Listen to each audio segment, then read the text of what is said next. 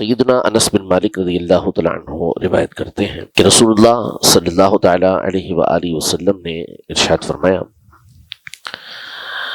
تین باتیں ہیں کہ جس شخص کے اندر ہوں گی، تین خوبیاں جس شخص کے اندر ہوں گی، وجد حلاوت الایمان، وہ ایمان کی مٹھاس کو پائے گا، یعنی اسے ایمان کی لذت ملے گی، ایمان کی حلاوت مٹھاس اسے حاصل ہوگی جس شخص کے اندر یہ تین باتیں ہوں گی۔ سب سے پہلی بات ارشاد فرمائی کہ ان یکون اللہ ورسولہ احب الیہ مما سواہما، یعنی وہ شخص کے جو ایمان کی حلاوت لذت پائے گا اس کے اندر ایک خوبی یہ ہے کہ اللہ اور اس کا رسول اسے سب سے بڑھ کر محبوب ہوں گے، یعنی اس کی بارگاہ میں جو سب سے محبوب ہستیاں ہیں وہ اللہ اور اس کا رسول ہیں۔ تو جس کے اندر یہ خوبی پائی جائے گی وہ ایمان کی لذت کو، ایمان کی مٹھاس کو خود محسوس کرے گا، اسے اللہ سے مناجات کرنے میں، اللہ کی عبادت کرنے میں، اللہ کی بارگاہ میں جھکنے میں لذت محسوس ہوگی، حلاوت مٹھاس محسوس ہوگی۔ اللہ جل شانہ قرآن مجید فرقان حمید میں اہل ایمان کی، جو ایمان والے ہیں، ان کی ایک صفت، ایک خوبی بیان کرتا ہے کہ والذین آمنوا اشد حبا للہ، جو ایمان والے ہیں وہ سب سے بڑھ کر اللہ سے محبت کرتے ہیں، یعنی ایمان والوں کے نزدیک سب سے محبوب ہستی یہ اللہ تبارک و تعالیٰ کی ذات ہے۔ اور حدیث پاک میں، جامع ترمذی کی حدیث پاک ہے، حضور کریم صلی اللہ علیہ وسلم نے ارشاد فرمایا، احب اللہ لما یغذوکم بہ من نعمہ، کہ اللہ سے محبت کرو کہ وہ تمہیں اپنی نعمتوں کے ذریعے پالتا ہے۔ اللہ جل شانہ حقیقی طور پر جس ہستی سے محبت کی جانی چاہیے وہ اللہ ہی کی ذات ہے، کیونکہ کسی سے بھی جو محبت کی جاتی ہے اس کا ایک بڑا بنیادی سبب جو بنتا ہے وہ اس کی طرف سے انعام کرنا، اس کی طرف سے مہربانی کرنا، اس کی طرف سے شفقت کرنا، رحم کرنا، یہ چیزیں ہوتی ہیں۔ یعنی دنیا کے اندر اگر ہم کسی سے محبت کرتے ہیں تو اس کی ایک وجہ تو یہ بنتی ہے کہ وہ حسن و جمال والا ہوتا ہے، خوبصورت ہوتا ہے، اس لیے اس سے محبت کی جاتی ہے۔ کوئی بھی اچھی چیز ہوتی ہے، خوبصورت چیز ہوتی ہے تو بندے کو پسند آتی ہے، بندہ اگر وہ جاندار ہے تو اس سے محبت کرتا ہے، یا پھر اس کے کمالات کی وجہ سے، اس کو اللہ پاک نے جو خوبیاں دی ہوتی ہیں اس وجہ سے بندہ اس سے محبت کرتا ہے۔ اور تیسری بڑی وجہ یہ ہوتی ہے کسی سے محبت کرنے کی کہ اس بندے نے اس کے اوپر کوئی نہ کوئی انعام کیا ہوتا ہے، کچھ نہ کچھ اس کے ساتھ مہربانی کی ہوتی ہے، اس کے ساتھ حسن سلوک کیا ہوتا ہے، اچھا رویہ، اچھا انداز اپنایا ہوتا ہے۔ امام غزالی رحمۃ اللہ تعالی علیہ فرماتے ہیں کہ بندہ اگر غور کرے کہ کسی سے محبت اس لیے کرتا ہے کہ اس نے میرے ساتھ اچھا سلوک کیا، برے وقت میں میرا ساتھ دیا، میری مدد کی، میری پریشانی کو دور کیا، تو اب بندہ یہ غور کرے کہ اس شخص کو، کہ جس نے میرے ساتھ حسن سلوک کیا ہے، اس کو یہ قدرت کس نے دی، اس قابل کس نے بنایا کہ یہ کسی کی مصیبت کو، کسی کی پریشانی کو دور کر سکے، کسی کے اوپر شفقت اور کسی کے ساتھ مہربانی کر سکے۔ تو یقیناً یہ اللہ تبارک و تعالیٰ کی ذات ہے کہ جس نے اس کو قدرت بھی دی، جسم بھی دیا، مال بھی دیا کہ وہ دوسروں کے ساتھ شفقت و مہربانی کر سکے۔ پھر اس کے بعد اس کے دل کے اندر شفقت اور مہربانی پیدا کس نے کی؟ بہت سے لوگ ہوتے ہیں، قدرت ہوتی ہے، بہت کچھ اللہ نے دیا ہوتا ہے، لیکن ان کے دل کے اندر شفقت و مہربانی نہیں رکھی گئی ہوتی، لہذا کسی کے ساتھ کوئی اچھا سلوک نہیں کرتے، کوئی حسن سلوک نہیں کرتے، برائیوں کے اندر پڑے ہوتے ہیں۔ تو اب یہ جو سامنے والا بندہ ہے جس نے ہمارے ساتھ مہربانی کی ہے، اس کے دل کے اندر شفقت و مہربانی کے جذبات پیدا کرنے والی ذات کون سی ہے؟ اللہ ہی کی ہے۔ پھر اس کے بعد آپ پریشانی میں مبتلا ہیں، آپ تنگی کے اندر مبتلا ہیں، آپ آزمائش کے اندر مبتلا ہیں، اس بندے کے دل میں یہ بات کس نے ڈالی کہ یہ آپ کے ساتھ مہربانی کرے، آپ کے ساتھ شفقت کرے، آپ کی آزمائش کو دور کرے؟ تو یقیناً یہ بات بھی دل میں ڈالنے والی ذات اللہ ہی کی ہے۔ تو اب اگر ایک بندہ ہمارے ساتھ مہربانی کر رہا ہے تو اس کی محبت ہمارے دل کے اندر بڑھ جاتی ہے، ہم اس سے محبت کرنے لگتے ہیں۔ تو اب اس بندے کی مہربانی کے پیچھے اصل ذات تو اللہ کی ہے، تو لہذا سب سے بڑھ کر محبت کس سے ہونی چاہیے؟ فرمایا اللہ سے۔ جو ایمان والا ہے جب غور و فکر کرے گا تو وہ مانے گا کہ اصل محبت جو ہے وہ اللہ پاک کی ذات سے ہونی چاہیے۔ اسی لیے نبی پاک صلی اللہ تعالیٰ علیہ وسلم نے ارشاد فرمایا، پہلے یہ ارشاد فرمایا، احب اللہ لما یغذوکم بہ من نعمی، اللہ سے محبت کرو کہ وہ تمہیں اپنی نعمتوں کے ذریعے پالتا ہے۔ پھر اس پر فرمایا کہ وَأَحِبُّونِي بِحُبِّ اللہ، اللہ کی محبت کا تقاضا یہ ہے کہ مجھ سے محبت کرو۔ یعنی نبی پاک صلی اللہ علیہ وسلم میں اللہ نے بے شمار خصوصیات رکھی ہیں، لیکن سب سے بڑھ کر خصوصیت یہ ہے کہ آپ اللہ کے محبوب ہیں، اللہ کے پیارے ہیں، اور اللہ پاک کو یہ بات پسند ہے کہ ان سے محبت کی جائے۔ اسی لیے قرآن مجید فرقان حمید میں ان کی اطاعت و فرما برداری کا حکم دیا۔ پھر بندہ غور کرتا چلا جائے۔ یہ یاد رکھیں کہ ایک ذکر ہوتا ہے جو ذکر لسانی کہلاتا ہے، زبان سے ذکر کرنا، اللہ کا تسبیح پڑھنا، سبحان اللہ، الحمدللہ، اللہ اکبر، یہ چیزیں ذکر لسانی کہلاتی ہیں۔ ایک ذکر قلبی ہوتا ہے۔ ذکر قلبی بہت سارے اس کے معنی ہیں۔ ایک معنی ذکر قلبی کا یہ ہوتا ہے کہ بندہ اللہ پاک کی نعمتوں کے بارے میں غور و فکر کرے، اللہ کی تخلیقات میں جو اس نے مخلوقات بنائی ہیں ان میں غور کرے۔ جب بندہ غور و فکر کرتا ہے تو اس سے اللہ تبارک و تعالیٰ کی عظمت اس کے دل کے اندر پیدا ہوتی ہے۔ جب اللہ کے انعامات پر غور کرتا ہے تو اس کے دل میں اللہ کی محبت پیدا ہوتی ہے۔ ان احادیث طیبہ کا بندہ مطالعہ کرے اور سنے، پڑھے کہ جن میں اللہ نے خاص اپنی رحمتوں کا تذکرہ کیا ہے، خاص اپنے انعامات کا ذکر کیا ہے۔ اس کے حبیب صلی اللہ علیہ وسلم نے ذکر کیا ہے کہ کیسے کسی محبت اللہ پاک بندے سے فرماتا ہے۔ ایک حدیث پاک ہے کہ ایک مرتبہ صحابہ اکرام علیہم رضوان ایک لشکر کے اندر شریک تھے اور وہاں ان کو فتح حاصل ہوئی غزوے کے اندر، تو کچھ قیدی ملے اس دور کے حساب سے، جو لوگ غلام بنا لیے گئے، قیدی بنا لیے گئے، تو ان میں ایک بچہ چھوٹا اور اس کی ماں، یہ بھی قید ہو گئے۔ اب اتفاق یہ ہوا کہ بچہ دوسری جگہ قید ہو گیا اور ماں دوسری جگہ قید ہو گئی۔ کافی دیر کے بعد ماں یہ تلاش کرتے کرتے، اور بچہ دوسری طرف سے چھوٹا بچہ تھا، تلاش کرتے کرتے یہ اس لشکر کے اندر ہی گھومتے پھرتے آمنے سامنے آ گئے۔ جب ماں نے بچے کو دیکھا تو اس کو چمٹا لیا اور اسے محبت کرنے لگی، پیار کرنے لگی۔ تو اس کی مہربانی اور اس کا رحم دیکھ کر، شفقت دیکھ کر صحابہ کی آنکھوں میں آنسو آ گئے، رونے لگ گئے صحابہ اکرام علیہ رضوان کی کیسی ماں جو ہے وہ بچے سے محبت کرتی ہے۔ تو اتنے میں حضور پاک صلی اللہ علیہ وسلم تشریف لے آئے۔ پوچھا کیا ہوا، کیوں رو رہے ہو؟ تو بتایا کہ یہ ماں جو ہے اس بچے سے جس طرح محبت کر رہی ہے کہ اتنی دیر کے بعد بچہ ملا ہے، تو اس ماں کی مہربانی کو دیکھ کر اس کی شفقت اور اس کا جس طرح دل تھا بچے کے اوپر لگا ہوا، اس وجہ سے ہماری آنکھوں کے اندر آنسو آ گئے۔ تو نبی پاک صلی اللہ علیہ وسلم نے ارشاد فرمایا کہ تمہیں اس پر تعجب ہے؟ کہاں تعجب ہے؟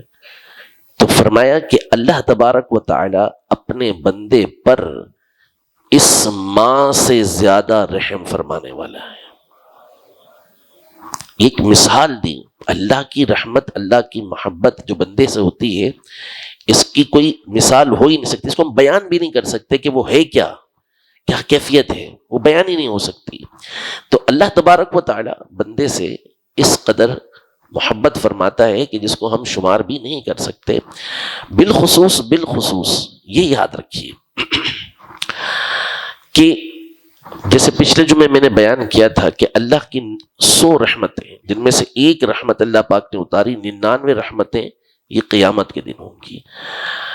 اللہ پاک کا غضب قیامت کے دن ظاہر ہوگا. انبیاء بھی اللہ پاک کے جلال کی وجہ سے لوگوں سے یہ کہہ رہے ہوں گے کہ نفسی نفسی، آج ہمیں اپنی جان کی پرواہ ہے، اپنی جان کی پرواہ. لوگ فرشتے کہیں گے، انبیاء کہیں گے کہ جیسا غضب آج ہمارے رب نے فرمایا ہے، اس سے بڑھ کر کبھی غضب نہ پہلے فرمائے نہ بعد میں فرمائے گا.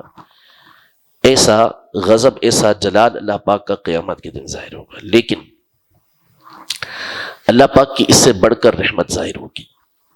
شرط یہ ہے کہ بندہ ایمان سلامت لے کر دنیا سے چلا جائے.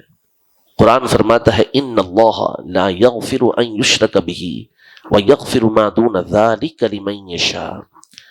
اللہ اس کو نہیں بخشے گا کہ اس کے ساتھ کسی کو شریک کیا جائے، یعنی کفر کیا جائے، اس کو نہیں بخشے گا. اس کے علاوہ جو چاہے گا بخش دے گا.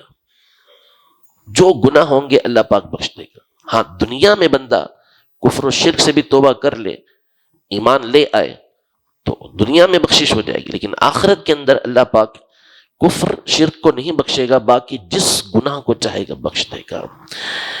بہت ساری حدیثیں ہیں. ایک حدیث مبارکہ سیاستہ کے اندر موجود ہے کہ ایک شخص کو اللہ پاک سب سے آخر میں جہنم سے نکالے گا. سب سے آخر میں جب اسے نکالے گا نا تو صرف اس کو اتنا فائدہ ہوگا کہ جہنم سے نکال کر اس کا رخ پہلے جہنم کی طرف ہوگا تو اس کی پیٹھ کر دی جائے گی. پہلے جہنم کے اندر تھا، اب اس کی صرف پیٹھ جو ہے وہ جہنم کی طرف کر دی جائے گی،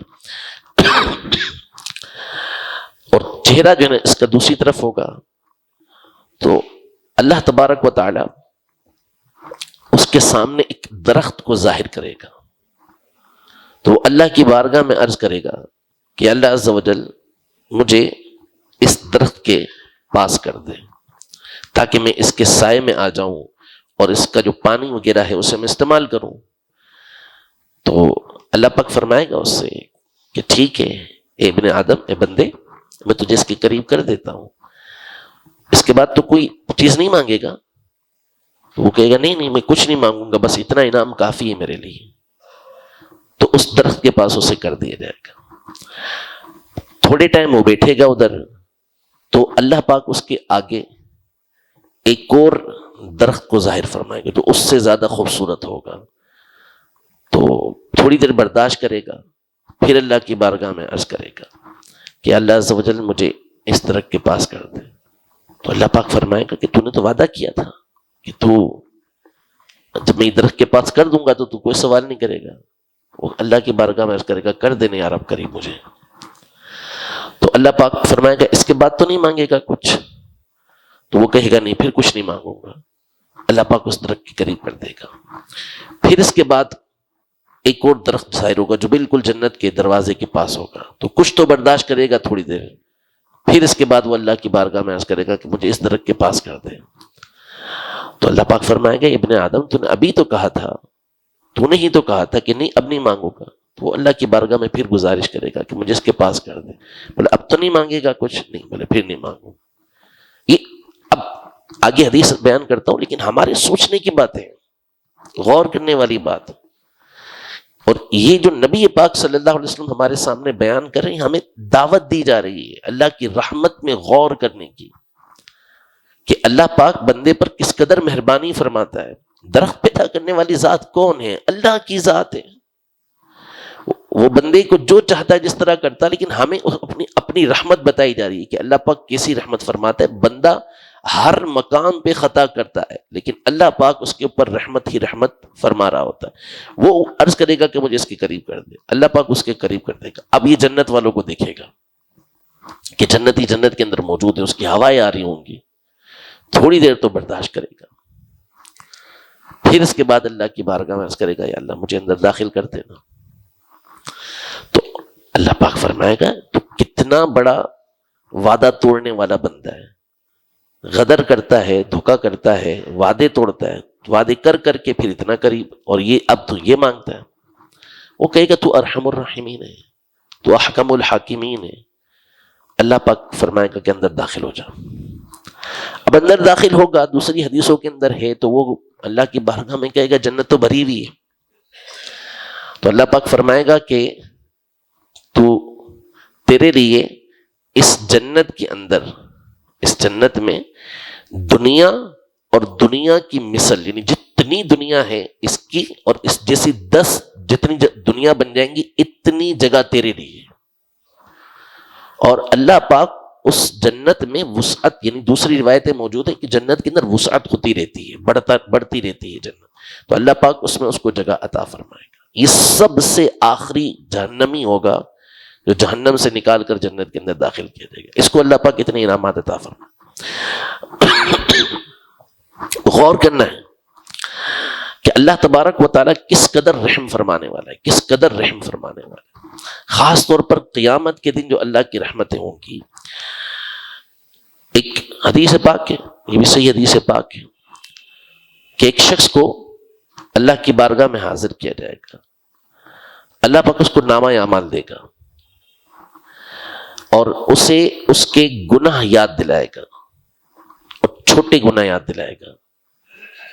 کہے گا کہ تو نے یہ گناہ کیا تھا, وہ کہے گا ہاں, اقرار کرے گا, کیونکہ اقرار کے بغیر چارہ نہیں ہوگا. یہ گناہ کیا تھا, یہ گناہ کیا تھا, یہ گناہ کیا تھا, یہ گناہ. وہ کہے گا کہ ہاں میں نے کیا تھا. اور اس کے دل میں ڈر بڑا ہوگا کہ ابھی تو چھوٹے چھوٹے گناہ یہ جو میں نے کیے تھے یہ اللہ پاک ظاہر فرما رہا ہے. بڑے بڑے گناہ اگر وہ ظاہر ہو گئے تو میرا بنے گا کیا. خوف اس پر طاری ہوگا. اللہ پاک ارشاد فرمائے گا کہ میرے اس بندے کو اس کے ہر گناہ کے بدلے ایک ایک نیکی عطا فرما دو, ثواب عطا فرما دو. اب وہ پہلے ڈر رہا تھا کہ میرے بڑے گناہ ظاہر نہ ہو جائے. جب اللہ کی رحمت کو دیکھے گا تو بول اٹھے گا یا اللہ میں نے تو فلاں فلاں گناہ بھی کیا تھا, میں نے وہ بڑا گناہ بھی کیا تھا, وہ بڑا گناہ بھی کیا تھا. اللہ پاک اس کے بدلے بھی اس کو ثواب عطا فرمائے گا. امام غزالی رحمۃ اللہ تعالیٰ علیہ حدیث مبارکہ نقل کرتے ہیں کہ قیامت کے دن اللہ پاک اتنی رحمت فرمائے گا, اتنی رحمت فرمائے گا, اتنی رحمت فرمائے گا کہ شیطان جو قطعی جہنمی ہے, جس کو جانا کنفرم جہنم کے اندر ہے, وہ بھی اپنی گردن اٹھا کے دیکھے گا کہ شاید میں بھی بخشا جاؤں. اس قدر اللہ پاک کی قیامت کے دن رحمت ہوگی. اور یہ وہ دن ہوگا جب اللہ کا غضب ہوگا, جس دن اللہ وہ غضب فرمائے گا کہ سیدنا عبداللہ ابن مسعود رضی اللہ تعالیٰ عنہ فرماتے ہیں کہ جنت والوں کو سامنے اپنی جگہ نظر آ رہی ہوں گی, اس کے باوجود دل کانپ رہے ہوں گے. ایسا اللہ تبارک و تعالیٰ کا غضب ہوگا. لیکن اس دن اللہ پاک کی ایسی ایسی رحمتیں ہوں گی. تو اب بتائیے وہ رحیم, وہ کریم رب, کیا اس سے محبت نہیں کرنی چاہیے؟ سب سے بڑھ کر وہ محبوب نہیں ہونا چاہیے؟ یقیناً سب سے بڑھ کر محبوب وہی ہونا چاہیے, اسی کی ذات سب سے بڑھ کر محبوب ہونی چاہیے. قرآن مجید فرقان حمید میں اللہ پاک سورہ انفطار میں ارشاد فرماتا ہے یا ایھا الانسان ما غرک بربک الکریم. اے انسان, تجھے تیرے کرم والے رب سے کس چیز نے دھوکے میں ڈالا؟ تجھے تیرے کرم والے رب سے کس چیز نے دھوکے میں ڈالا؟ مفسرین فرماتے ہیں کہ یہ آیت اللہ کی طرف سے بندے کے لیے تنبیہ کے لیے بھی ہے, یعنی ڈانٹ ڈپٹ کے لیے بھی ہے, تحدید جس کو بولتے ہیں اس کے لیے بھی ہے. ڈانٹا ڈپٹا جا رہا ہے کہ اے انسان, تیرے رب کریم سے تجھے کس چیز نے دھوکے کے اندر ڈالا ہے؟ الذی خلقک فسواک فعدلک فی ای صورت ما شاء رکبک. وہ رب کے جس نے تجھے پیدا کیا, تجھے بالکل درست بنایا, تیری تخلیق جس صورت کے اندر چاہی کی. تیرا رب کریم جو تیرا خالق ہے, تیرا مالک ہے, اس کی تو نافرمانی کر رہا ہے. کس چیز نے تجھے دھوکے کے اندر ڈالا ہوا ہے؟ کس دھوکے کے اندر تو پڑا ہوا ہے؟ تنبیہ کی انسان کو تحدید کی، اور دیگر مفسرین فرماتے ہیں کہ اس میں اللہ کی محبت ہے کہ اے انسان، تیرا رب تو کریم ہے۔ کریم کا مطلب ہوتا ہے کہ وہ ذات کہ جو بغیر کسی عوض اور بغیر کسی غرض کے انعامات کرتی ہے، اسے کچھ نہیں چاہیے ہوتا، کوئی غرض نہیں ہوتی۔ تو تیرا تو رب کریم ہے، تجھ پر کرم فرمانے والا ہے، تو اس کے کرم کے تقاضے تو یہ تھے کہ تو اس کی عبادت کرتا، تو اس کی اطاعت کرتا، تو اس کی فرما برداری کرتا، تو اس کی بات کو مانتا۔ لیکن اس رب کریم سے تجھے کس نے دھوکے کے اندر ڈال دیا؟ تو شیطان کے پیچھے چلنے لگ گیا، تو اللہ کے دشمنوں کے پیچھے چلنے لگ گیا۔ ارے اس کریم ذات کے کرم پر، اس کے انعامات پر، اس کی نعمتوں پر غور کر۔ اگر غور کرے گا تو پتہ چلے گا کہ تو کرم والی ذات سے دھوکے کے اندر پڑا ہوا ہے، نہیں، بلکہ تو اللہ تبارک و تعالیٰ کی ذات کی طرف متوجہ ہو۔ تو اللہ کی رحمت، اللہ کی نعمت، اللہ کے انعامات پر غور کریں۔ اللہ کی رحمت کبھی بھی آپ کو ایک تو مایوس نہیں کرے گی، دوسرا اللہ کی رحمت آپ کو جرت پر نہیں ابھارے گی، دلیری پر، بے باکی پر نہیں ابھارے گی۔ اللہ کی رحمت پر حقیقی طور پہ غور کریں گے، اللہ کی بارگاہ میں حاضر ہو جائیں گے۔ اللہ کی رحمت بندے کو اللہ کی بارگاہ میں حاضر کرتی ہے۔ علماء ارشاد فرماتے ہیں کہ دیگر چیزوں کا خوف ہوتا ہے، بندہ جس چیز سے ڈرتا ہے اس سے بھاگتا ہے، جس چیز سے ڈرتا ہے اس سے بھاگتا ہے، جبکہ اللہ کا خوف وہ ہے کہ جو بندے کو اللہ کی بارگاہ کے اندر لے جاتا ہے، بندہ اللہ کی طرف متوجہ ہو جاتا ہے۔ جب اس کا خوف بندے کو اس کی ذات کی طرف متوجہ کر دیتا ہے، اس کی ذات کی، اس کی بارگاہ کے اندر لے جاتا ہے، تو اس کی رحمت کیوں لے کر نہیں جائے گی؟ تو اس کی رحمت ہے یہی کہ اس کی بارگاہ کے اندر حاضر ہو جائیں، اپنے گناہوں پہ توبہ کریں، اور اللہ تبارک و تعالیٰ کو راضی کرنے کی کوشش کریں، وہ کام کریں کہ جس سے ہمارا رب راضی ہوتا ہو۔